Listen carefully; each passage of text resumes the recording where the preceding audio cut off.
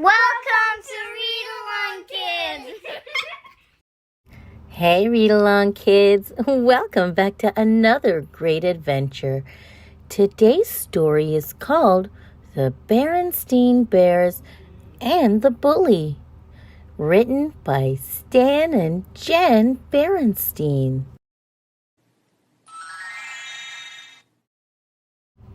If a cub gets beat up, that's usually when she vows to make sure it doesn't happen again. One day, Mama, Papa, and Brother Bear were busy in the yard when Sister Bear came home crying. Her face was scratched and dirty, and her clothes was torn. "What happened to you?" asked Mama. "Please tell us," said Papa. Brother couldn't believe how beat up Sister looked. Her jumper and blouse were torn. Her face and fur were a mess. Even her pink bow was drooping. "Did you fall?" asked Mama.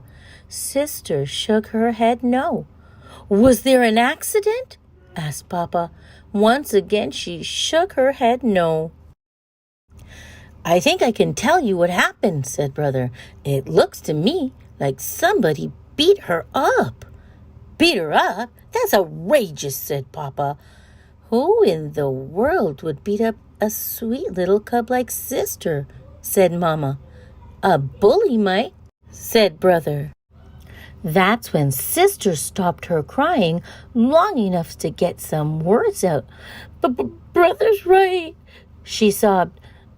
"A no good, nasty, rotten bully beat me up, and for no reason."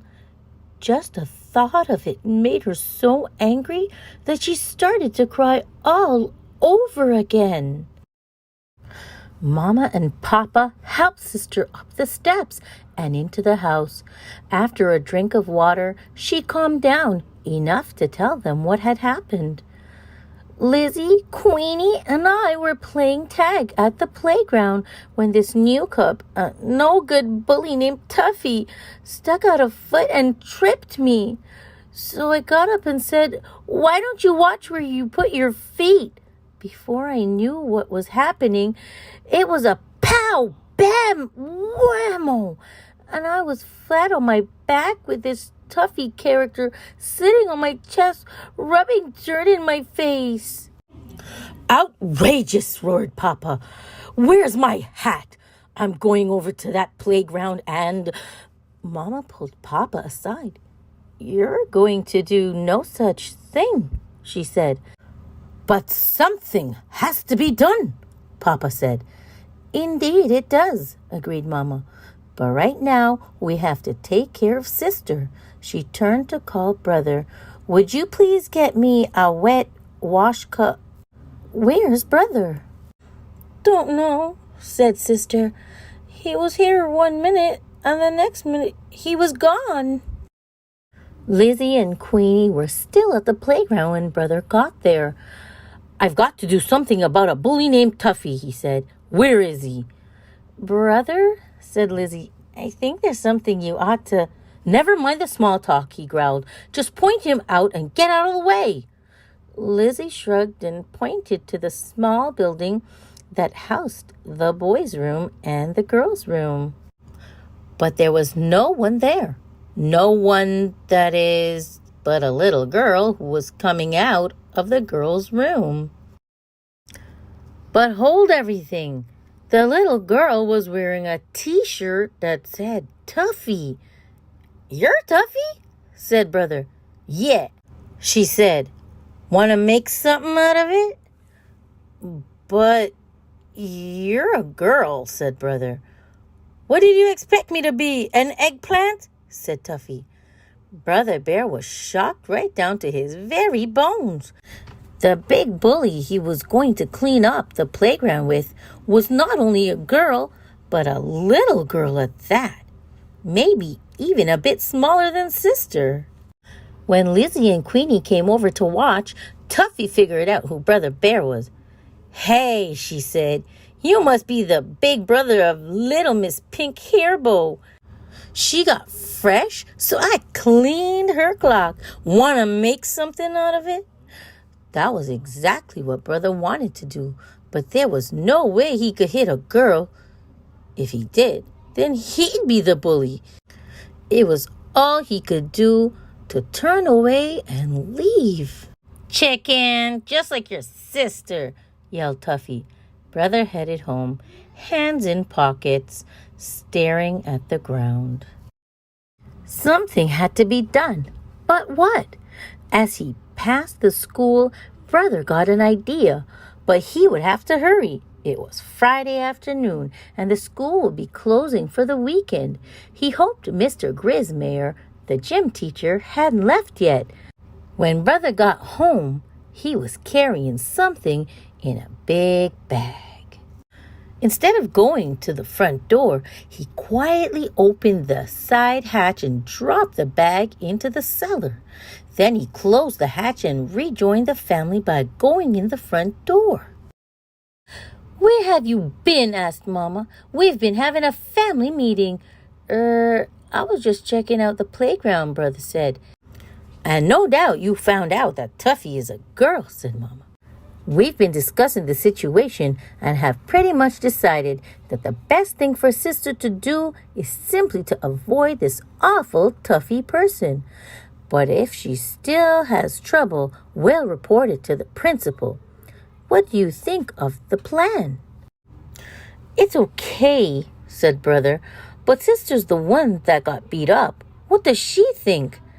"It's okay, I guess," said Sister, "but what I'd really like to do is to punch that Tuffy's nose right through her face, then kick her in the shin, then knock her down and—" "Now, Sister," said Mama, "we've been through all of that." "Good," thought Brother. "Sister and I are on the same wavelength." Before dinner, Brother passed Sister a note. It said, "Important. Meet me in the cellar at 7 o'clock. The first thing Sister saw when she showed up for the secret meeting was one of Mama's big bag of dried beans sitting on the stool. There was a drawing of a face marked Tuffy taped to it, and Brother was standing beside it, holding the bag he had gotten at school. He had also a book. "What's this all about?" asked Sister. "It's about that Tuffy character, and you not getting beat up again," Brother said. "Sounds good so far," said Sister. "Mama's bag of beans is a punching bag," Brother said. "A punching bag named Tuffy," said Sister. "Perfect." She gave the beans a pretty good punch. "Not bad," said Brother. "What's in the other bag?" Sister asked. "Boxing gloves," Brother said. "And this book is called The Art of Self-Defense." "Where did you get all this stuff?" asked Sister. "From Mr. Grismayer. I told him I wanted to do a little working out at home. We've got it just for the weekend. It goes back Monday morning." "Then what are we waiting for?" Sister said. "Let's get started." Sister turned out to be a good student of the art of self-defense. With Brother's help, she learned to left jab, the right cross, the left hook, and the uppercut.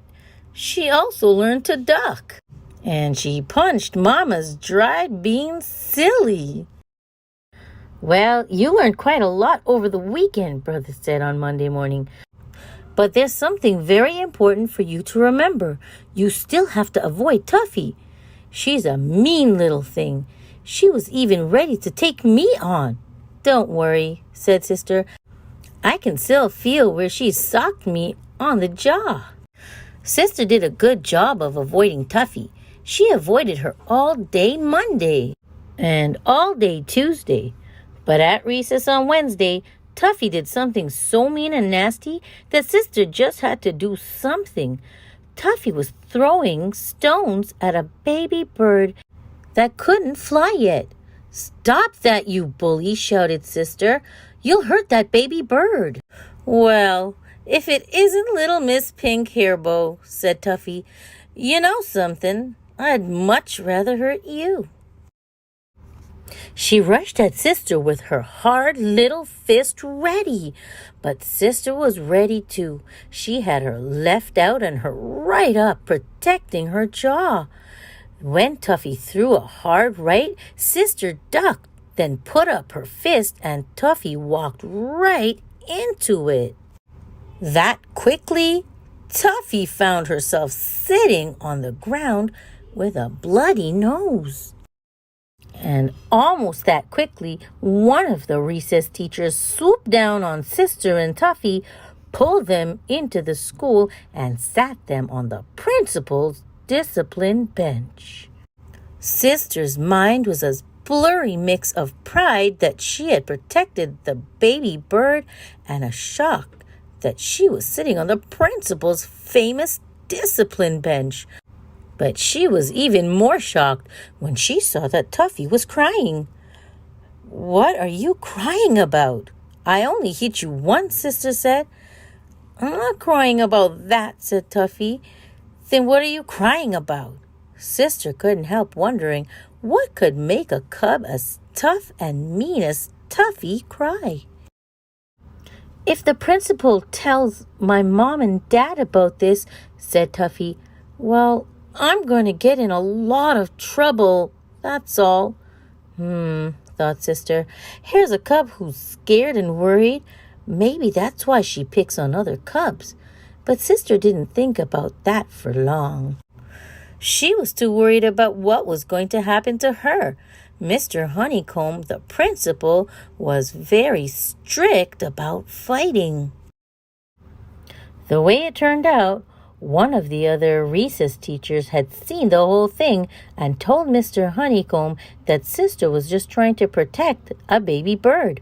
But Mr. Honeycomb still thought it would be a good idea for both Sisters and Tuffy's parents to come in to talk over what had happened between the cubs.